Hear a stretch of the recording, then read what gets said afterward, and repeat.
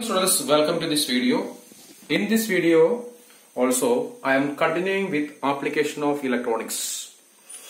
Nowadays most of the industries use automatic control system for production.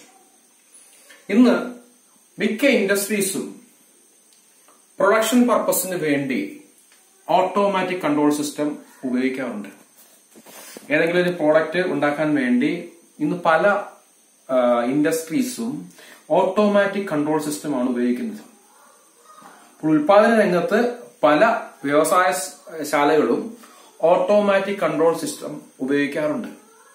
ഇതിന്റെ ഒരു ഗുണം എന്ന് പറഞ്ഞു കഴിഞ്ഞാൽ the thickness, quality and weight of the product can be controlled using electronic circuits. നമുക്ക് ഒരു പ്രോഡക്റ്റിന്റെ thickness, quality, wait എന്നിവ ഈ ഇലക്ട്രോണിക് സർക്യൂട്ട് വഴി ഈസി ആയിട്ട് കൺട്രോൾ ചെയ്യാൻ പറ്റും. അപ്പോൾ ഇന്ന് പല ഇൻഡസ്ട്രീസും ഓട്ടോമാറ്റിക് കൺട്രോൾ സിസ്റ്റമാണ് പ്രൊഡക്ഷന് വേണ്ടി യൂസ് ചെയ്യുന്നത്. ഇങ്ങനെ ഓട്ടോമാറ്റിക് കൺട്രോൾ സിസ്റ്റം പ്രൊഡക്ഷന് വേണ്ടി യൂസ് ചെയ്യുമ്പോൾ നമുക്ക് ആ പ്രോഡക്റ്റിന്റെ തിക്നെസ്, ക്വാളിറ്റി, വെയിറ്റ് എന്നിവ നമുക്ക് ഈസി ആയിട്ട് ഇലക്ട്രോണിക് സർക്യൂട്ട്സ് ഉപയോഗിച്ച് കൺട്രോൾ ചെയ്യാം. അപ്പോൾ ഓട്ടോമാറ്റിക് കൺട്രോൾ സിസ്റ്റം ഇൻഡസ്ട്രിയിൽ യൂസ് ചെയ്യുന്നതിന്റെ ഗുണമെന്ന് പറഞ്ഞു കഴിഞ്ഞാൽ പ്രോഡക്റ്റിന്റെ തിക്നെസ്സും ക്വാളിറ്റിയും വെയിറ്റും നമുക്ക് ഇലക്ട്രോണിക് സർക്യൂട്ട്സ് ഉപയോഗിച്ച് കൺട്രോൾ ചെയ്യാൻ പറ്റും. ഇനി ഇലക്ട്രോണിക് സർക്യൂട്ട്സ് സാധാരണഗതിയിൽ ഉപയോഗിക്കുന്ന വേറെ ചില ആപ്ലിക്കേഷൻ എന്ന് പറഞ്ഞു കഴിഞ്ഞാൽ automatic door opener, automatic door opener, garage opener. നമുക്കറിയാം ഇന്ന് പല വീടിന്റെയും ഗേറ്റ് നമുക്ക് കാർ വരുമ്പോഴത്തേക്ക് ഓട്ടോമാറ്റിക് ആയിട്ട് തുറക്കാൻ പറ്റും. അതുപോലെ ഓട്ടോമാറ്റിക് ആയിട്ട് ഗ്യാരേജ് ഓപ്പൺ ചെയ്യാൻ കഴിയും. അടുത്തൊരു ആപ്ലിക്കേഷൻ എന്ന് പറഞ്ഞു കഴിഞ്ഞാൽ സാധാരണ വീടുകളിൽ സെക്യൂരിറ്റിക്ക് വേണ്ടി ഉപയോഗിക്കുന്ന ബർഗ്ലർ അലാം, അതായത് ആന്റി തെഫ്റ്റ് അലാം. കള്ളന്മാരിൽ നിന്ന് വീടിനെ പ്രൊട്ടക്ട് ചെയ്യാൻ വേണ്ടി നമ്മൾ വീട്ടിൽ ഉപയോഗിക്കുന്ന അല്ലെങ്കിൽ സ്ഥാപനങ്ങളിൽ ഉപയോഗിക്കുന്ന ബർഗ്ലർ അലാം, അത് ഇലക്ട്രോണിക്സിന്റെ മറ്റൊരു ആപ്ലിക്കേഷനാണ്. അതേപോലെ തന്നെ ഇലക്ട്രോണിക്സ് വ്യവസായ സ്ഥാപനങ്ങളിലെയും വീടുകളിലെയും അതേപോലെ തന്നെ സ്ഥാപനങ്ങളിലെയൊക്കെ ലൈറ്റിംഗ് സിസ്റ്റം കൺട്രോൾ ചെയ്യാൻ വേണ്ടി ഉപയോഗിക്കുന്നുണ്ട്. അപ്പോൾ നമുക്ക് ഓട്ടോമാറ്റിക് ഡോർ ഓപ്പണേഴ്സിൽ ഇലക്ട്രോണിക്സ് ഉപയോഗിക്കുന്നുണ്ട്, ഇലക്ട്രോണിക് സർക്യൂട്ട്സ് ഉപയോഗിക്കുന്നുണ്ട്. അതേപോലെ തന്നെ വീട്ടിലെയും ഇൻഡസ്ട്രീസിലെയും അതേപോലെ സ്ഥാപനങ്ങളിലെയും ലൈറ്റിംഗ് സിസ്റ്റം കൺട്രോൾ ചെയ്യാൻ വേണ്ടി നമ്മൾ ഇലക്ട്രോണിക് സർക്യൂട്ട്സ് ഉപയോഗിക്കുന്നുണ്ട്. അതേപോലെ തന്നെ സേഫ്റ്റി ഡിവൈസ്, ബർഗ്ലർ അലാം പോലുള്ള സേഫ്റ്റി ഡിവൈസിനും നമ്മൾ ഇലക്ട്രോണിക് സർക്യൂട്ട്സ് ഉപയോഗിക്കുന്നുണ്ട്. അപ്പോൾ ഇലക്ട്രോണിക് സർക്യൂട്ട്സിന്റെ മറ്റുള്ള ആപ്ലിക്കേഷൻ എന്ന് പറഞ്ഞു കഴിഞ്ഞാൽ വീടുകളിലെ മറ്റും ലൈറ്റിംഗ് സിസ്റ്റം കൺട്രോൾ ചെയ്യാൻ പറ്റും. ലൈറ്റിംഗ് സിസ്റ്റം നമുക്ക് ഇലക്ട്രോണിക് സർക്യൂട്ട്സ് ഉപയോഗിച്ച് കൺട്രോൾ ചെയ്യാൻ പറ്റും. അതായത് പല വീടുകളിൽ നിന്ന് ഓട്ടോമേറ്റഡ് സിസ്റ്റമാണ് ഉപയോഗിക്കുന്നത്. ഓട്ടോമേഷൻ സിസ്റ്റം ഉപയോഗിച്ച് കഴിഞ്ഞാൽ നമുക്ക് ഈസി ആയിട്ട് ലൈറ്റും ഫാനും ഒക്കെ ഈസി ആയിട്ട് തന്നെ നമുക്ക് കൺട്രോൾ ചെയ്യാൻ പറ്റും. സ്വിച്ച് ഇടാതെ തന്നെ നമുക്ക് കൺട്രോൾ ചെയ്യാൻ പറ്റും. ഈ ഓട്ടോമേഷൻ സഹായിക്കുന്നത് വീടുകളിലെ മറ്റും ലൈറ്റിങ്ങും ബാക്കിയുള്ള സിസ്റ്റംസ് എല്ലാം ഓട്ടോമേഷൻ നടത്താൻ വേണ്ടി നമ്മളെ സഹായിക്കുന്നത് ഇലക്ട്രോണിക് സിസ്റ്റംസ് ആണ്. അതേപോലെ automatic door opener, garage opener തുടങ്ങിയവയിലും നമ്മൾ ഇലക്ട്രോണിക് സർക്യൂട്ട്സ് യൂസ് ചെയ്യുന്നുണ്ട്. അതേപോലെ വീടുകളിലും മറ്റുപയോഗിക്കുന്ന ബർഗ്ലർ അലാം, അവിടെയും നമ്മൾ ഇലക്ട്രോണിക് സർക്യൂട്ട്സ് യൂസ് ചെയ്യുന്നുണ്ട്. ഇനി മെഗാവാട്ട് പവർ ഉൽപ്പാദിപ്പിക്കുന്ന, മെഗാവാട്ട് കണക്കിന് പവർ ഉൽപ്പാദിപ്പിക്കുന്ന പവർ സ്റ്റേഷൻ കൺട്രോൾ ചെയ്യുന്നത് ഇലക്ട്രോണിക് സർക്യൂട്ട്സ് ഉപയോഗിച്ച. Power stations are controlled by electronic circuits. ആയിരക്കണക്കിന് മെഗാവാട്ട് വൈദ്യുതി ഉൽപ്പാദിപ്പിക്കുന്ന പവർ സ്റ്റേഷൻ കൺട്രോൾ ചെയ്യുന്നതും ഇലക്ട്രോണിക് സർക്യൂട്ട്സ് ഉപയോഗിച്ചാണ്. ആയിരക്കണക്കിന് മെഗാവാട്ട് വൈദ്യുതി ഉൽപ്പാദിപ്പിക്കുന്ന പവർ സ്റ്റേഷൻസ് നമ്മൾ കൺട്രോൾ ചെയ്യുന്നത് ഇലക്ട്രോണിക് സർക്യൂട്ട്സ് ഉപയോഗിച്ചാണ്. ഇനി വേറൊരു അഡ്വാൻറ്റേജ് എന്ന് പറഞ്ഞു കഴിഞ്ഞാൽ റെയിൽവേയിലും അതുപോലെ തന്നെ എയർവേസിലും ടിക്കറ്റ് റിസർവേഷൻ ചെയ്യാൻ വേണ്ടി നമ്മൾ കമ്പ്യൂട്ടറിന്റെ സഹായം തേടാറുണ്ട്.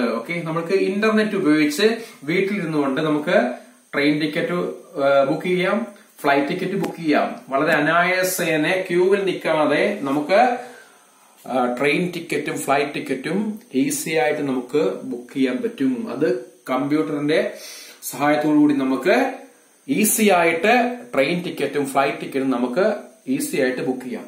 അപ്പോൾ ഇതാണ് ഇലക്ട്രോണിക്സിന്റെ ഇൻഡസ്ട്രിയിലുള്ള ആപ്ലിക്കേഷൻ. അതായത് ഓട്ടോമാറ്റിക് കൺട്രോൾ സിസ്റ്റം പല ഇൻഡസ്ട്രീസിലും ഉപയോഗിക്കുന്നു.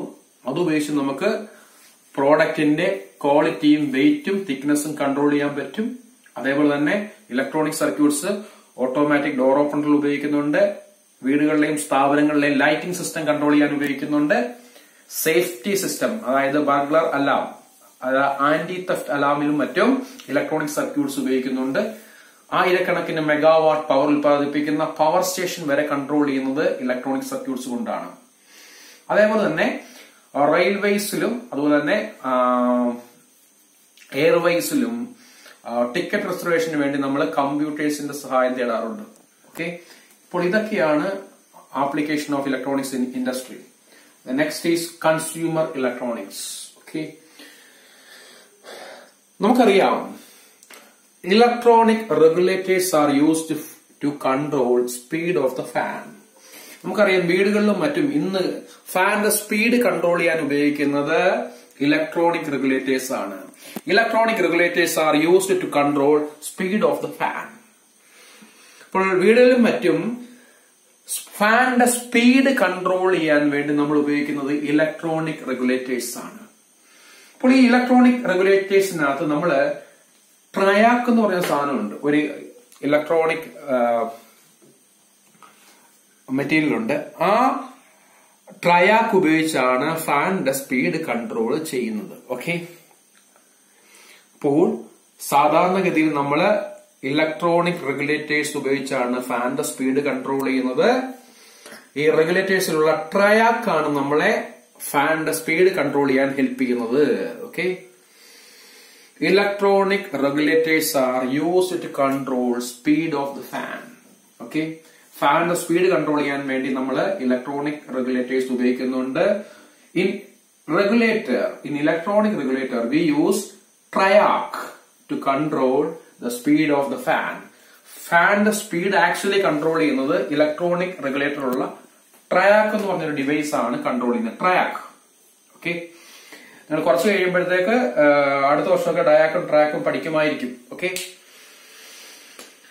അടുത്തെന്ന് വെച്ച് കഴിഞ്ഞാൽ ഈ ഫാനിന്റെ സ്പീഡ് എന്ന് പറഞ്ഞാൽ it is directly proportional to electric power reaching the motor. Speed of the fan is directly proportional to electric power reaching the motor. ഫാനിന്റെ സ്പീഡ് മോട്ടറിൽ റീച്ച് ചെയ്യുന്ന ഇലക്ട്രിക് പവറിന് പ്രൊപ്പോർഷണൽ ആയിരിക്കും. അപ്പോൾ നമ്മുടെ ഫാനിന്റെ സ്പീഡ് എന്ന് പറഞ്ഞാൽ അതിന്റെ മോട്ടറിൽ റീച്ച് ചെയ്യുന്ന ഇലക്ട്രിക് പവറിന് പ്രൊപ്പോർഷണൽ ആയിരിക്കും. Speed of the fan is directly proportional to electric power reaching the motor.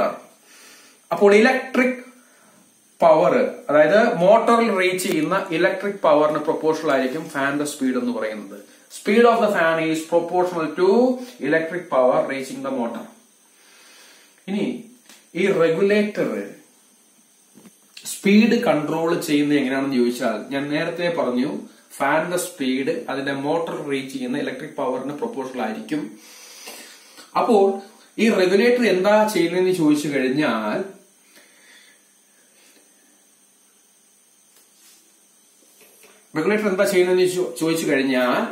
ഈ ഇലക്ട്രിക് മോട്ടറിനകത്ത് റീച്ച് ചെയ്യുന്ന പവറിന്റെ അളവിനെ കൺട്രോൾ ചെയ്യും. Okay, this regulator controls the amount of power reaching the motor.